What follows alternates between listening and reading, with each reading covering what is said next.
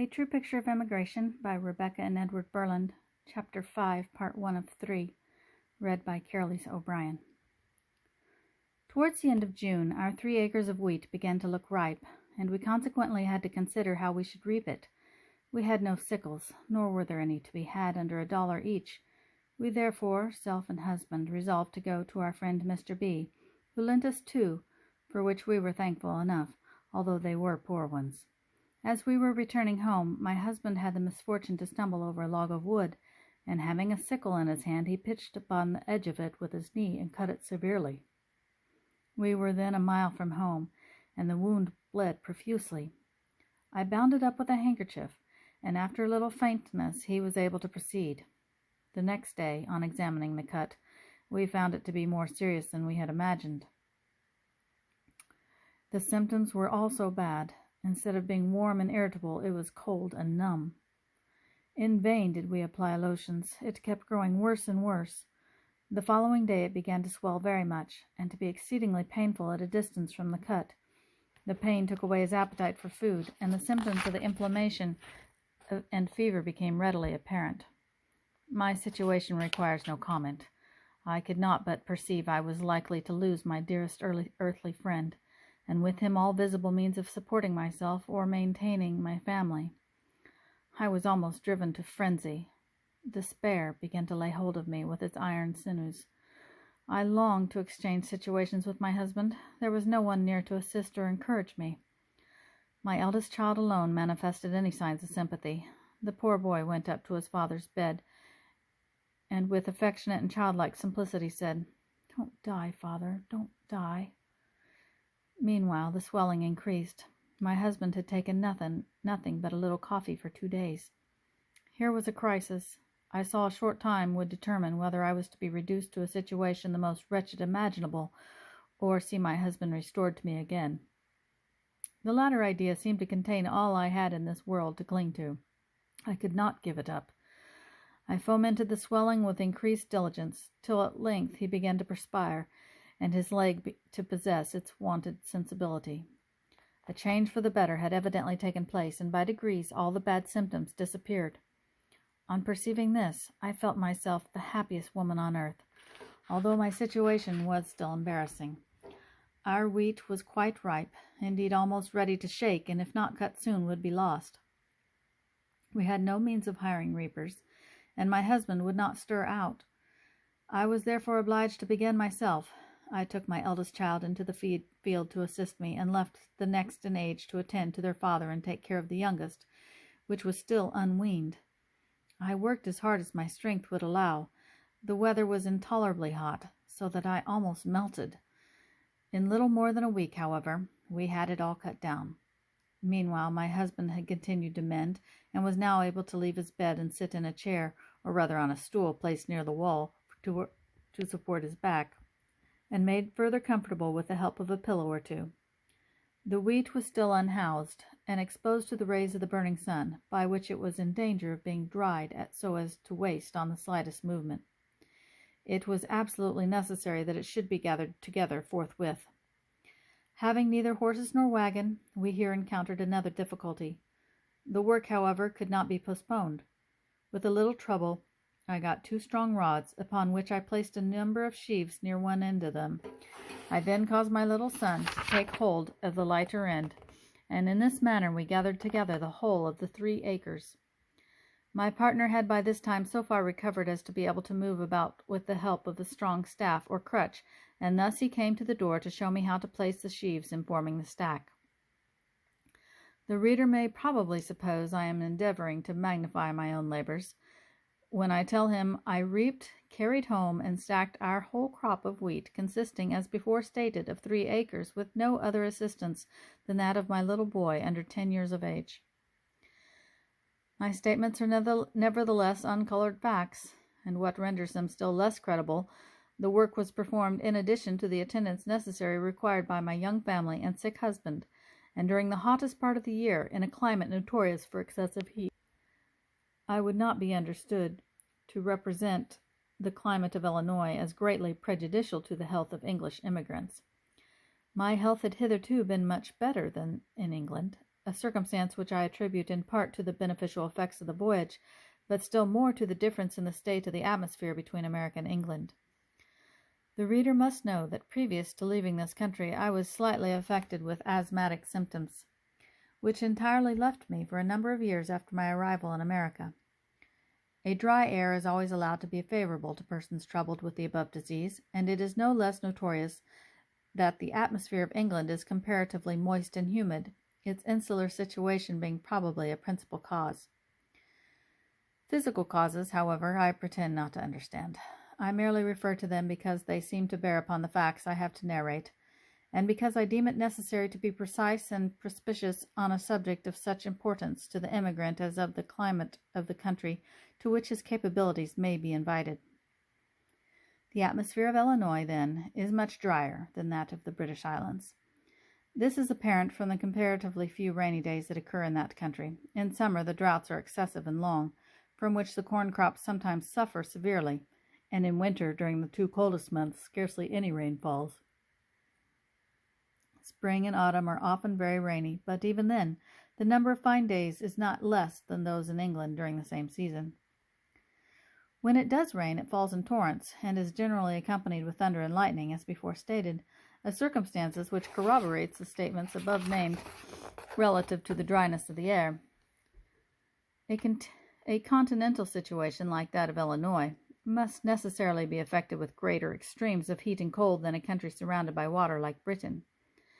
The influence of the sun's rays in the latter place is considerably diminished by the process of evaporation, for which such facilities are offered where water abounds, while on the other hand the cold is less intense on account of the abundance of caloric given out by the water to the superincumbent air when the temperature of the latter descends below the freezing point.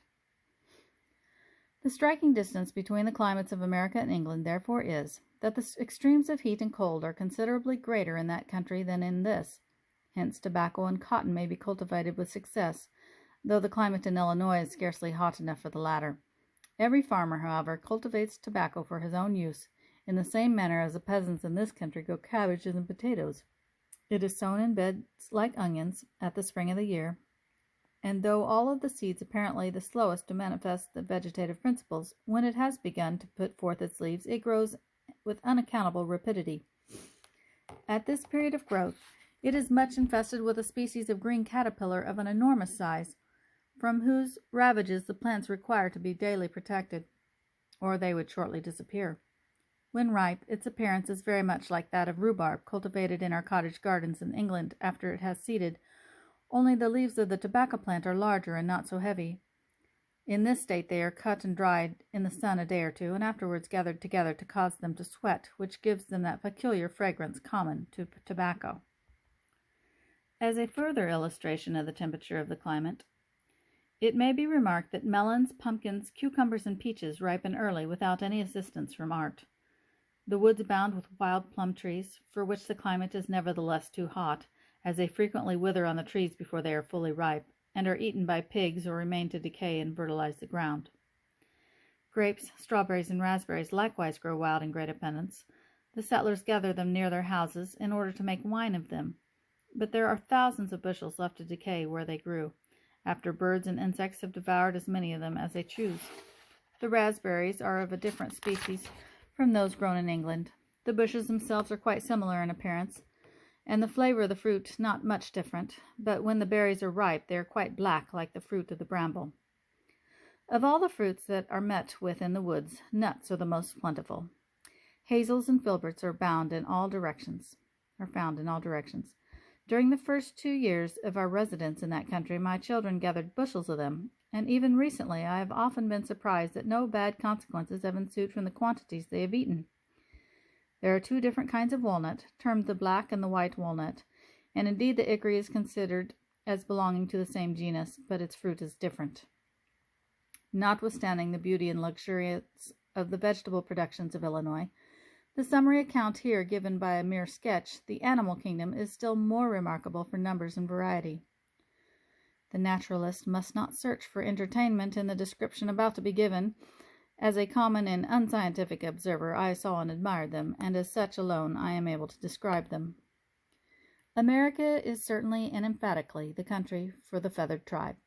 Whether numbers, variety, or beauty be the subject of special consideration, nor will any one wonder that they are so numerous when he considers the comparative safety with which they rear their young, and the abundance of food which must be found in a country highly productive, whose seeds and fruits are undisputed property of the first finder. During the breeding season, their noise, I cannot call it music, is, in the woods, one continued gambol. As their species are so numerous, their tones possess every degree of hoarseness, clatter, chatter, and chirp that can possibly be conceived. To represent their performances in writing is a thing absolutely impossible, especially to persons accustomed to identify their vocal powers with something like music. Some idea of their noise may be gathered by imagining an assembly consisting of magpies, jays, and turkeys, together with a few of the minor species as the goldfinch, the spink, and the sparrow, all giving full play to their vocal energies, and each endeavoring to make his own favorite note as significant as possible. There is nothing of that fine-flowing sweetness with which the early lark and sooty blackbird announce the approach of summer in this country. But if their voices like that of the peacock are offensive to the ear, like that majestic bird's, their plumage is exceedingly beautiful. I must not understand to include all kinds of birds met with in Illinois in the descriptions now given. One kind is completely black, like the rook, and this sort is a downright pest to the ripening crops. Assembling in flocks almost like a cloud, they require all the farmer's vigilance to prevent their flying away with the fruits of his industry. Of the parrot, the owl, and the jay families there are great numbers, but the hummingbird is the most interesting little bird of any I notice, of which there are hundreds buzzing about during the summer season. As it would be out of keeping with the character of this work to describe the peculiar habits of the various classes of birds seen in America, I deem it unnecessary to give the names by which they are known among the unlettered inhabitants of Illinois, especially as those names are mostly provincial terms, notwithstanding they are so numerous. There are very few that I could recognize as species common in my own country. In vain did I listen for the cuckoo at the spring of the year, and happy should I have been to see the tame, confiding redbreast hopping about our door, but it never appeared. Proceed we next to the notice another class of animals, which, though not as numerous as the ones I just described, are now by no means rare during warm weather in Illinois. Snakes are the creatures now referred to, of which there are not only a great variety, but vast numbers of the species, many of which are exceedingly venomous. One kind, called the black snake, alias the racer, is noticed for pursuing people who may chance to come near them during the breeding season. It is large and completely black. Its bite is not venomous, nor does it attempt to pursue intruders unless they shrink from its intimidating appearance, and even then it generally returns to its post as soon as it fancies it has driven them off. Sometimes, however, it will wrap around a person's legs, and if the individual in that situation attempts to fly, he is almost sure to fall. He may, however, soon release himself with a small stick or knife. As it is the only snake in America that will approach man without being previously irritated, it is fortunate that its bite is not venomous. One kind, about the size of a small eel, is able to raise itself nearly in perpendicular direction. When struck, it immediately appears to be broken or disjointed into 3 or 4 pieces, not unlike the herb or weed termed foxtail, when its joints are disunited. A third, called the copperhead, has a most angry appearance, and its bite is venomous, but it usually endeavors to get away on the approach of man. The species are too numerous for me to attempt to enumerate them here. It seldom happens that any one is injured by them, but as they are known to lurk in concealed situations, hollow trees, and some even among the branches, they cause people to be constantly on their guard when they have to enter situations favorable for them to lie in. The rattlesnake, however, is not to be despised, for although it is not so numerous as some of the other kinds, it is more dreaded than them all. This formidable foe never attacks man except in self-defense, and then its bite, if no antidote be taken, is speedily fatal. The usual medicine given to a person thus bitten is a strong infusion of an herb called the rattlesnake's master. The rattle from which the reptile has its name is situated in the end of its tail, and composed of thin hollow bones articulated so as to make a rattling noise when the animal moves, thereby warning other animals of its approach. The number of bones contained in the rattle varies according to its age. one being added every year, from which it appears to live about 12 years, as snakes are sometimes killed with that number of bones in the rattle. When about to strike an animal, it coils itself up like the contraction, and to enable it to dart forward its head with greater rapidity, and without any part of its body touching the ground except the tail, on which it supports itself during the time. This reptile is becoming less and less numerous, as none are allowed to escape when once observed. They are usually found in pairs, and often among the growing corn. A neighbor of ours was once bitten with one, on which he had accidentally trodden. He killed it immediately afterwards, and then hastened to the nearest house, but before he could reach it he was obliged to hollow to make the occupiers know what was his misfortune. As he felt his tongue and limbs beginning to grow stiff, the antidote was immediately administered, but not before he had become insensible. He, however, recovered. When an individual attacks these reptiles, he should be cautious how he approaches them when in their favorite coiled position. When they are extended at length on the ground, they may be approached with safety, as they are not able to dart forward their heads as they do when they attempt to inflict a wound. End of part 1.